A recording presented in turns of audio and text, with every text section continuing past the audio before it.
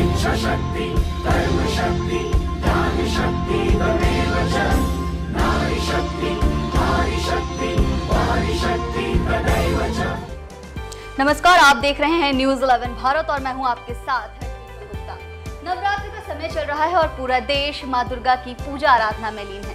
कहते हैं या देवी सर्वभूतेषु शक्ति रूपेणी संस्थिता, यानी देवी शक्ति के रूप में सभी प्राणियों में विराजमान है और ये देवी नारी का स्वरूप है जिसमें एक अद्भुत शक्ति है। और यही कारण है कि न्यूज़ 11 भारत इस नवरात्र को नारियों को समर्पित कर रहा है और नारी सशक्तिकरण के रूप में सेलिब्रेट कर रहा है। तो स्वागत है आपका हमारे आज के इस खास कार्यक्रम। इच्छा शक्ति, कर्म शक्ति, ज्ञान शक्ति तमेव च। नारी शक्ति, नारी शक्ति, वारी शक्ति तदैव च। बेटी, बहू, माँ और एक योद्धा के रूप में सभी मुसीबतों का सामना करते हुए वो अपने सपनों को सच कर ही लेती है, इसलिए तो वो नारी कहलाती है। और आज आपको एक ऐसी ही सशक्त नारी से मिलवाएंगे जिन्होंने अपने आगे बड़ी से बड़ी मुसीबतों को घुटने टेकने के लिए मजबूर कर दिया। जी हाँ, मैं बात कर रही हूँ IAS ऑफिसर राजेश्वरी बी की। इससे पहले इन पर देखते हैं एक छोटी सी रिपोर्ट। हैं सांसें बुलंद, लड़ने चली हूँ आजादी की जंग। बेखौफ आजाद है जीना मुझे, बेखौफ आजाद है रहना मुझे, बेखौफ आजाद है जीना मुझे, बेखौफ आजाद है रहना मुझे। जिस व्यक्ति के हौसले बुलंद होते हैं उसकी हिम्मत कोई नहीं तोड़ सकता। ऐसे ही बुलंद हौसलों वाली सशक्त नारी हैं IAS राजेश्वरी बी। इनका जन्म 28 जनवरी 1985 को कर्नाटक के हुबली में हुआ। राजेश्वरी ने कभी अपनी जिंदगी में पीछे मुड़कर नहीं देखा। उन्होंने कर्नाटक से ही अपनी पढ़ाई की, जिसमें उन्होंने कर्नाटक स्टेट ओपन यूनिवर्सिटी से पॉलिटिकल साइंस और पब्लिक रिलेशन में स्नातकोत्तर की डिग्री हासिल की। इस दौरान वो सिविल सर्विसेज की तैयारी भी करती रही और अपने अथक प्रयासों से 2011 बैच की झारखंड कैडर की IAS बन गई, जिसके बाद उन्हें सबसे पहले बुंडू में SDO का पद सौंपा गया। इसके बाद रामगढ़, गढ़वा और दुमका में उन्होंने DC का पद संभाला। DC के रूप में राजेश्वरी बी के कुशल नेतृत्व में रामगढ़ खुले में शौच मुक्त झारखंड का पहला जिला बना। अब राजेश्वरी बी झारखंड की पहली महिला मनरेगा आयुक्त है। राजेश्वरी के पति सूरज भगत एक बिजनेसमैन है और उनका एक 7 साल का बेटा भी है। राजेश्वरी एक अधिकारी और एक गृहिणी दोनों की जिम्मेदारी बखूबी निभाती हैं। कभी तो घर लक्ष्मी, कभी तो विद्या का दीपक जलाए, कभी तो माँ काली, कभी तो ममता का आंचल फैलाए। डोर तू प्यार की, तू आस तू और दिया। कोरोना के इस कठिन काल में उन्होंने अपने पद की गरिमा बनाई रखी, लोगों की हर संभव मदद की। आज IAS राजेश्वरी भी हर एक नारी के लिए प्रेरणा स्रोत है। अर्धांगिनी, तू ही बहना दुलारी, कई रूप है तेरे नारी।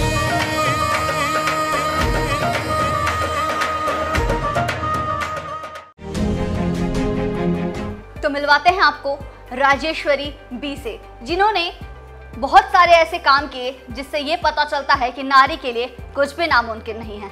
तो मैम, आपका पहले तो बहुत बहुत धन्यवाद कि आपने न्यूज़ 11 भारत को अपना कीमती समय दिया। बहुत बहुत धन्यवाद इसके लिए। मैम, सबसे पहले मैं आपसे यही पूछूंगी, IAS ऑफिसर ही क्यों?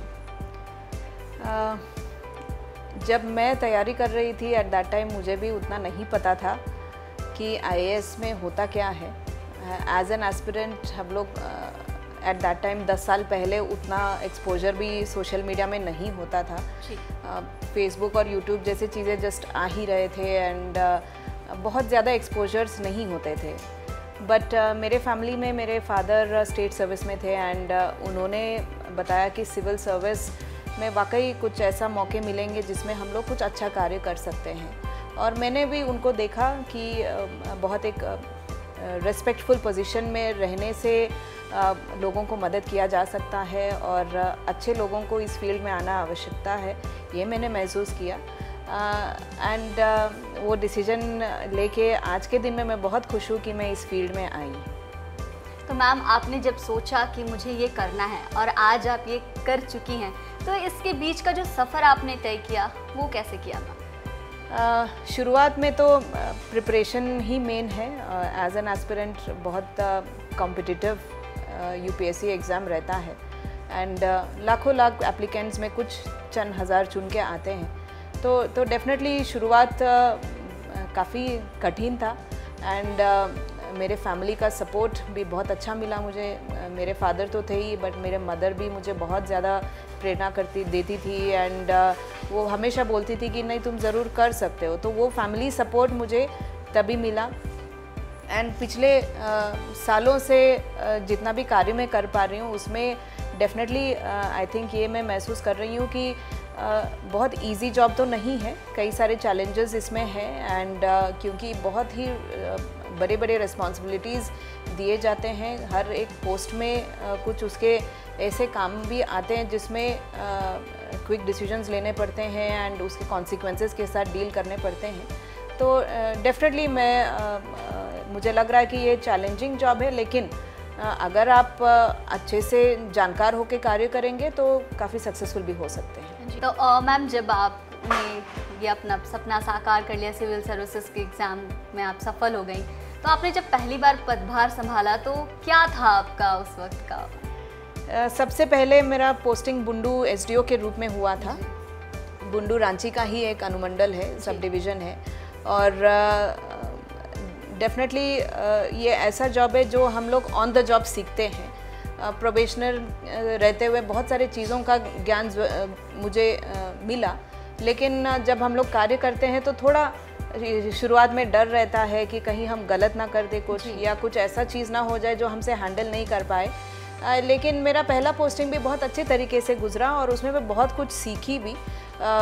As SDO law and order से लेके कैसे हम लोगों के साथ कनेक्ट कर सकते हैं, और बुंडू एट दैट टाइम थोड़ा नक्सल अफेक्टेड भी माना जाता था। तो फील्ड विज़िट भी हम लोग जिस तरीके से करते थे, लोगों के साथ इंटरेक्ट करते थे, वो सभी से मैंने काफ़ी कुछ सीखा। और आज के दिन में मुझे ऐसा लग रहा है कि मेरा खुद का एबिलिटीज़ भी बहुत बढ़ गया है और हर एक पोस्ट में हर एक दिन हम लोगों को कुछ नया सीखने को मिलता है। तो एक तो नॉलेज वाइज भी हम लोग इम्प्रूव हो रहे हैं और हमारे एबिलिटीज़ भी इम्प्रूव हो रहे हैं। तो पहला पोस्ट में निश्चित रूप से आई वॉज लिटिल क्यूरियस कि क्या होगा, आज मेरे ऑफिस में किस तरीके का काम आएगा। बट उधर भी क्योंकि बुंडू थोड़ा शांति प्रिय लोग है और वहाँ ऐसा कोई इशू नहीं हुआ कंट्रोवर्शियल या कुछ ऐसा जिसमें मुझे बहुत कठिनाई सामने करना पड़ा। It was a fairly smooth tenure and thankfully मेरे जो देन डीसी थे विनय चौबे सर थे एंड उनके गाइडेंस हमेशा ही हमको मिला। सीनियर ऑफिसर्स भी हमेशा हमको प्रोत्साहित करते रहते हैं, जब भी डाउट्स रहते हैं उनसे बात करने से डाउट्स क्लियर हो जाते हैं। तो उस रूप से मुझे लग रहा है कि मेरा पहला पोस्टिंग बहुत कुछ उसमें एक्सेप्शनल चीज़ें नहीं हुआ, but at the same time मेरा शुरुआत में जिस तरीके से एक अच्छा माहौल मिला, मुझे लग रहा है कि वो मुझे और एम्पावर किया, मुझे कॉन्फिडेंस आया कि मैं कोई भी पद संभाल सकती हूँ। तो ये तो हुई मैम की बातें कि लोगों ने उन्हें कैसे सपोर्ट किया। अब उनके साथ काम करने वालों से सुनते हैं कि वो उन्हें किस तरीके से सपोर्ट करके आगे लेके आती हैं। राजेश्वरी मैम के साथ काम करके मुझे काफी अच्छा लग रहा है। मैम से काफी कुछ सीखने को मिल रहा है। मैम काम के प्रति काफी सीरियस है। मैम की यह सोच है कि ग्रामीण विकास विभाग अंतर्गत केंद्र और राज्य सरकार द्वारा संचालित योजना का लाभ अंतिम पायदान पर खड़े व्यक्ति तक पहुँचाना उनकी प्राथमिकता में से एक है। तो मैम वाकई आप जिस तरीके से खुद भी आगे बढ़ रही हैं और लोगों को भी एम्पावर कर रही हैं आगे बढ़ने के लिए, ये बहुत ही तारीफ़े काबिल है मैम। और मैं आपसे ये पूछूंगी मैम कि आज 21वीं सदी में हम जी रहे हैं, एक तरफ आप जैसी महिलाएं हैं जो समाज के साथ कदम से कदम मिलाकर चल रही हैं और 24 घंटे काम कर रही हैं समाज को सुधारने के लिए और सारी चीज़ों को अवेलेबल करवाने के लिए, एक तरफ और नारियों की बात करें तो मैम रात के 10 बजे या फिर थोड़े से सुनसान रास्ते में 4 कदम अकेले चलने से वो डरती हैं आज भी। ऐसा क्यों, इतना बड़ा गैप क्यों? आई थिंक ये एक सामाजिक इशू है और हम लोगों को एज अ समाज इस पे विचार करना चाहिए कि ऐसा क्यों स्थिति है। बहुत सारे महिलाएं हैं जो रात के समय भी कार्य कर रही हैं और अपने परिवार को बढ़ाने के लिए, अपने परिवार के हित के लिए वो लेट नाइट ड्यूटीज़ भी कर रही हैं, चैलेंजिंग ड्यूटीज़ भी करती हैं। लेकिन किसी किसी के साथ कुछ ऐसा घटना घट जाती है, उसके बाद सभी महिलाएं क्वेश्चन करने लगती हैं कि क्या मैं ये करूं या क्या हमारा सिक्योरिटी एक बड़ा क्वेश्चन मार्क है। तो डेफिनेटली ये एक सामाजिक इशू है और क्राइम से रिलेटेड इश्यूज़ हैं। तो मुझे लग रहा है कि आने वाले दिनों में हम लोगों को अपने जो सिस्टम है उसको और सिक्योर करने की ज़रूरत है, उसको एम्पावर करने की ज़रूरत है कि ऐसे घटनाओं पे त्वरित कार्रवाई हो जाए ताकि जो लोग इस तरीके का करते हैं काम, उनको एक डिटरेंट के तरीके से रहे कि हम लोग पे तुरंत कार्रवाई हो जा रही है। एट द सेम टाइम हमारे घरों में भी बताने की ज़रूरत है कि महिलाओं का वो रिस्पेक्ट करें और बहुत सारे जो छोटे छोटे चीज़ों को हम लोग नज़रअंदाज करते हैं उसको नज़रअंदाज नहीं करें। यदि ऐसा महसूस हो रहा है कि कोई लड़की को या कोई महिला को थोड़ा सा भी परेशानी हो रही है, उसी वक्त उसको एड्रेस करने की ज़रूरत होता है। कई बार हमको लगता है कि ये तो छोटा सा चीज़ है, इसको छोड़ दीजिए, लेकिन फिर वो आदमी या जो भी परपेट्रेटर है उनको लगता है कि ये किया जा सकता है, ये करने से हमको कुछ नहीं हो रहा है तो I can go more forward. तो मुझे लग रहा है कि इसमें निश्चित रूप से as a society, as a system हम लोगों को इसको एड्रेस करने की ज़रूरत है, जागरूकता लाने की ज़रूरत है। आप एक IAS ऑफिसर होने के साथ साथ इतनी बड़ी जिम्मेदारी के साथ साथ आप अपने घर की भी जिम्मेदारी उठाते हैं। आप एक माँ हैं, एक गृहिणी हैं, तो दोनों चीज़ों के बीच में ये सामंजस्य बिठा के इतने अच्छे से काम आप कैसे कर पाती हैं? आई थिंक सबसे इम्पॉर्टेंट चीज़ इस काम में हमारे लिए है कि हम अपने टाइम को अच्छे से मैनेज करें और इसमें भी बहुत सारे चैलेंजेस आते हैं सामने, ख़ास करके जब बच्चे छोटे हैं एंड शुरू में जब वो लेंदी समय तक उसको अलग रह करके काम करने के लिए जब हम आए थे तो डेफिनेटली एक लग रहा था कि चुनौती है। बट मैं थोड़ा आई थिंक लकी हूँ, जैसे मैंने कहा कि मेरा फैमिली का सपोर्ट इसमें बहुत ज़्यादा अहम भूमिका प्ले कर रहा है कि मैं अपने ऑफिशियल ड्यूटीज़ को भी अच्छे से हैंडल कर पा रही हूँ। एंड ख़ास करके महिलाओं के लिए ये एक चैलेंज है, हर किसी को वो सपोर्ट नहीं मिलता है। तो मैं हमेशा जितना भी सोशल मीडिया में या कहीं भी मैं बात करती हूँ तो मैं निश्चित रूप से ये बोलती हूँ कि इक्वल अपॉर्चुनिटी ज़रूर मिलना चाहिए महिलाओं के लिए। हो सकता है कोई नहीं कर सके तो कोई कर भी सकते हैं, तो जो कर सकते हैं उनको कर लेना चाहिए। बहुत सारे आज के दिन में क्वालिफाइड लेडीज़ है जो कुछ करना चाहती है लेकिन उनको वो मौका नहीं मिलता है। फैमिली का सपोर्ट थोड़ा मिलने से ये लोग भी ज़रूर कर पाएंगे। और डेफिनेटली जैसे मैं बोल रही थी कि वो बच्चा भी फिर समझता है, उसका भी उसी तरीके से ट्यूनिंग हो जाता है कि हाँ मेरी माँ कहीं कार्य करती है, वो सुबह जाएगी तो शाम को मिलेगी, तो उस तरीके से वो लोग भी समझदार हो जाते हैं इवेंचुअली। तो it's a matter of how you manage.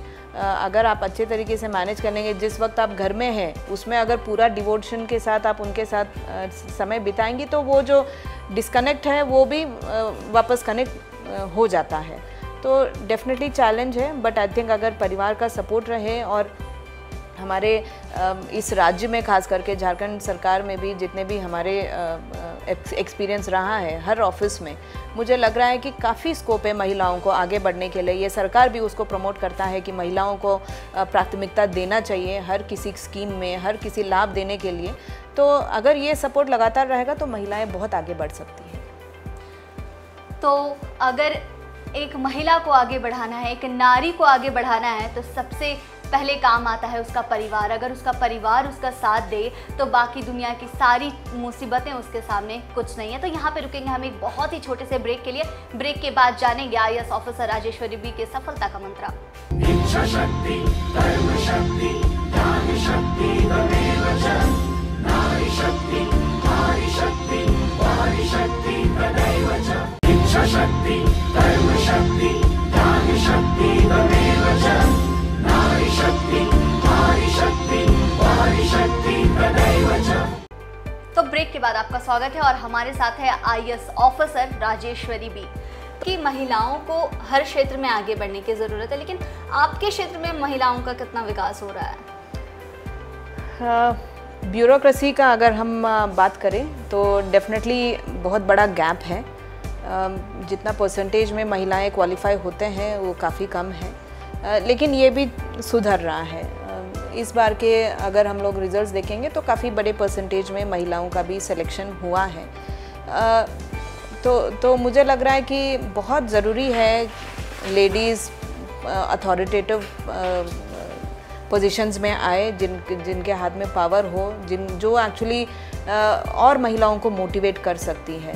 एक मैंने एक्सपीरियंस ये देखा है मेरे पोस्टिंग के दौरान कि बहुत सारे लड़कियां आती है और वो बोलती है कि हम आपको देख के मोटिवेट हो रहे हैं एंड हम भी इस फील्ड में जाना चाह रहे हैं। तो जितना ज़्यादा महिलाएं उस पद पर आएंगी, उस पावर के पोजीशन में आएंगे, उतने और महिलाएं मोटिवेट हो सकते हैं आने के लिए।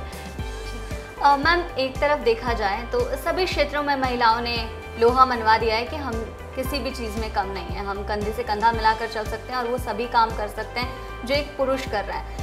फिर भी मैम, महिलाएं अब भी अपने अस्तित्व की लड़ाई लड़ रही हैं। ये कब तक चलेगा? ये अस्तित्व की लड़ाई उन्हें कब तक लड़नी पड़ेगी कि हाँ, हम भी किसी से कम नहीं वाली चीज़? आई थिंक ये सोसाइटी का एक रूप है, ये सोसाइटी का एक मुख्य ये है कि जो डिफरेंट कम्युनिटीज़ है, जो डिफरेंट कैटेगरीज़ के लोग हैं, उनके बीच में ये लड़ाई हमेशा चलता रहेगा। और महिलाओं का मुझे लग रहा है कि आज के दिन में जैसे वो प्रूव कर रही हैं कि वो कोई भी कार्य में आगे बढ़ सकती है। और आज के दिन में हम लोग देखते हैं कि एयरफोर्स से लेके बहुत सारे महिलाएं बहुत टफ नेचर का काम कर रहे हैं, जो एक टाइम में सोचा नहीं जा सकता था कि महिलाएं करती हैं। लेकिन उससे भी ज़्यादा महत्वपूर्ण ये है कि हम महिलाओं को वो करने दें जो वो करना चाहती हैं। आपको जैसा आपके बारे में लोग जानते हैं कि आप जितने अच्छे से अपने ऑफिस को संभालती हैं, अपने घर पे भी बहुत अच्छे से संभालती हैं। लॉकडाउन में जैसे हमने आपके बारे में बहुत सारी चीज़ें पढ़ी कि आपने उस वक्त वो भी दिखाया कि हम किसी से कम नहीं, एक सैलून में जाकर बाल कटवाते हैं। आपने अपने हस्बैंड और बच्चे की हेयर कटिंग घर में ही की। तो ऐसे और क्या क्या कर लेती हैं मैम आप? मैं खाना बना सकती हूँ अच्छे से, और उसके अलावा मैं जो भी जब भी ट्रांसफ़र होता है और घर सेटअप करना है, वो सब में भी फैमिली रहने से बहुत मदद मिलता है, लेकिन उसमें भी काफ़ी समय देना पड़ता है। और ये ट्रांजिशन खास करके बच्चों के लिए थोड़ा मुश्किल होता है, क्योंकि वो 2 साल 3 साल एक जगह के रहने के बाद नई जगह जाने के बाद थोड़ा वो लोग डिसोरिएंटेड हो जाते हैं। तो उस समय भी उनको संभालना बहुत ज़्यादा ज़रूरी है। एंड उसके अलावा मुझे लग रहा है कि जो फेस्टिवल्स होते हैं, पूजा पाठ का काम होता है, उसमें भी मैं जितना हो सकता है उतना कोशिश करती हूँ समय देने के लिए। और ऑल इन ऑल मैं जब घर से मैं ऑफिस से वापस घर चली जाती हूँ तो मैं कोशिश करती हूँ कि काम के बारे में वहाँ पे मैं व्यस्त नहीं हो जाऊँ। डेफिनेटली जिला में रहने के बाद थोड़ा वो चैलेंजिंग है, क्योंकि जिला में ऑलमोस्ट फुल डे काम करना पड़ता था। यहाँ भी ऑलमोस्ट 2-2 प्रभार आने के बाद मैं काफ़ी व्यस्त रहती हूँ। लेकिन घर जाने के बाद मैं कोशिश करती हूँ कि मैं काम के बारे में नहीं सोचूं और परिवार के साथ रहूं, बच्चे के साथ कुछ करूं, एक्टिविटी करूं। एंड छुट्टियों के दिन में हम लोग सब एक साथ बैठ करके कुछ ना कुछ एक्टिविटीज़ करते हैं। तो मुझे लग रहा है उससे वो कनेक्ट जो कभी कभार मिसिंग लगता है वो महसूस कर पाती हूँ। एक तरीके से बोला जाए मैम तो ऑलराउंडर होपफुली। मैम, आप क्या सोचती हैं कि एक महिला को, एक नारी को सफलता पाने के लिए उसके अंदर एक ऐसी कौन सी क्वालिटी होनी चाहिए जो उसे सफलता के शिखर पर पहुंचाएगी? आई थिंक सफलता अपने आप में एक ऐसा न्यूट्रल चीज़ है। आज के दिन में हम लोग उदाहरण बहुत सारे जेंट्स का भी दे सकते हैं जो शायद सफल के श्रेणी में नहीं माना जा सकते हैं। वो भी प्रयासरत है, कोशिश कर रहे हैं कि हम भी कुछ हासिल करें, कुछ सक्सेस पाएँ। सक्सेस होना दोनों के लिए मुश्किल है। एक तो मैं ये मानती हूँ कि बिकॉज़ हमारा जिस तरीके से समाज आगे बढ़ रहा है, जिस तरीके से वर्ल्ड ऑर्डर है, बहुत ज़्यादा कॉम्पिटिटिवनेस है, क्वालिफ़िकेशन लोगों का बहुत बढ़ रहा है, अपॉर्चुनिटीज़ बहुत है, फिर भी कमी सा महसूस होता है, क्योंकि लोग उस अपॉर्चुनिटी पे कुछ पा नहीं पा रहे या कुछ हासिल नहीं कर पा रहे हैं। और महिलाओं का जैसे थोड़ा और मुश्किल इसीलिए हो जाता है क्योंकि अभी भी हम लोग इसी सोच में हैं कि घर संभालना भी पूर्ण महिलाओं का ही काम है।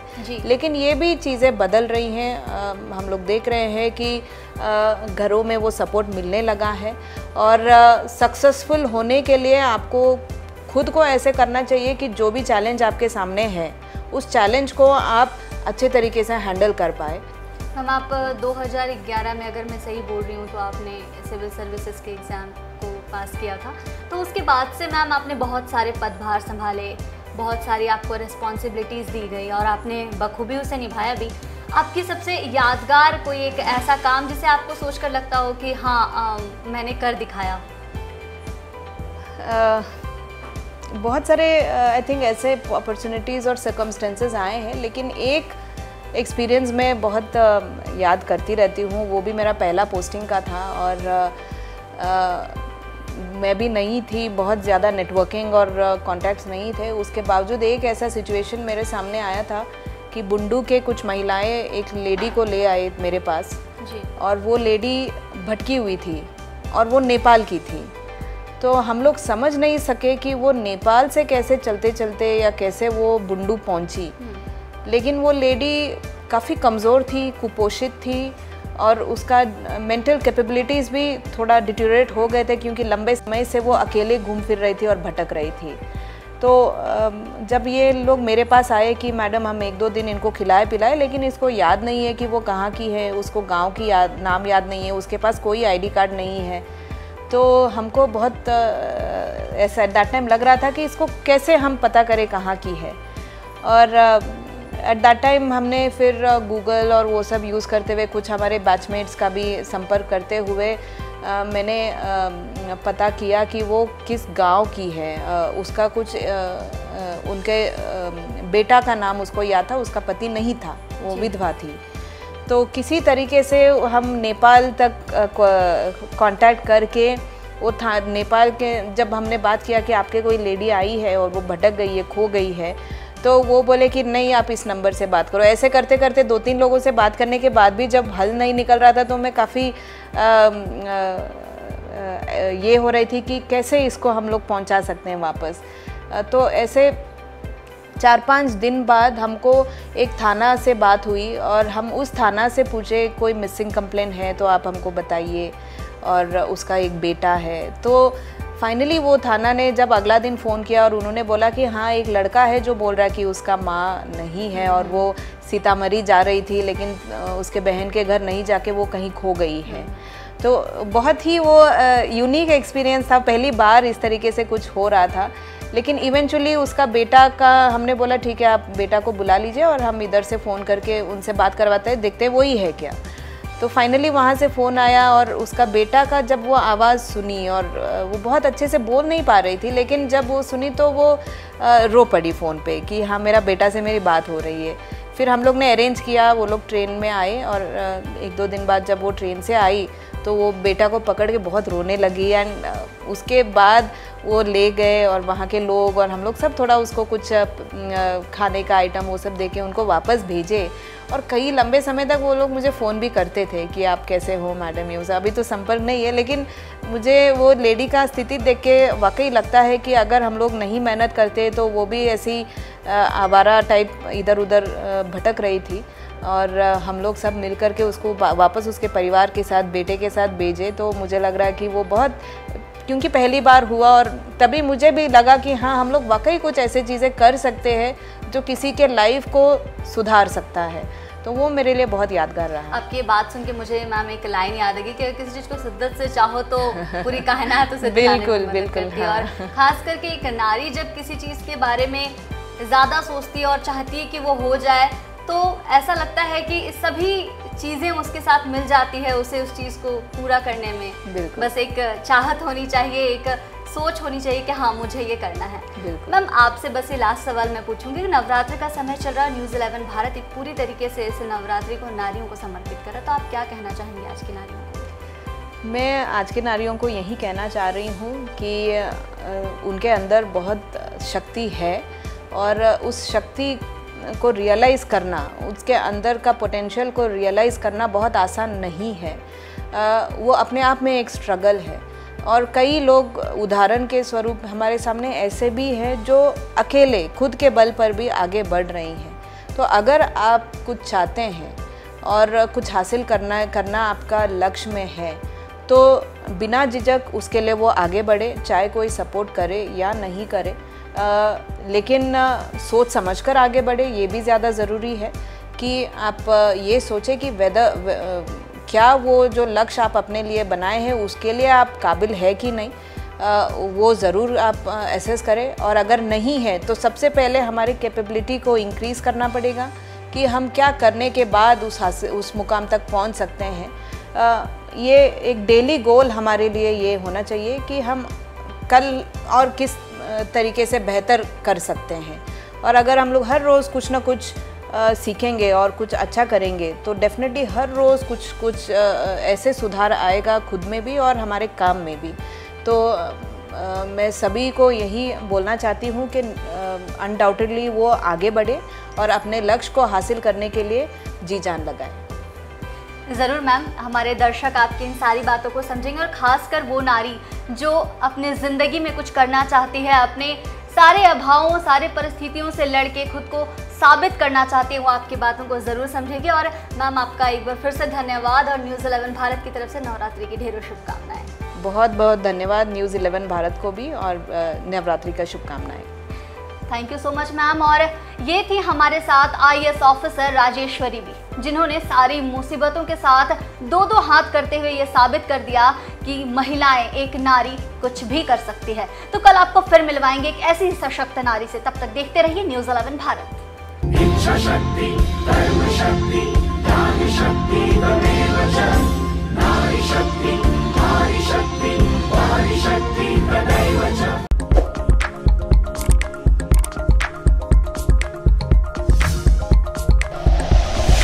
Like and share videos, subscribe करें हमारा चैनल और प्रेस करें बेल आइकॉन। न्यूज़ 11 भारत, सच है तो दिखेगा।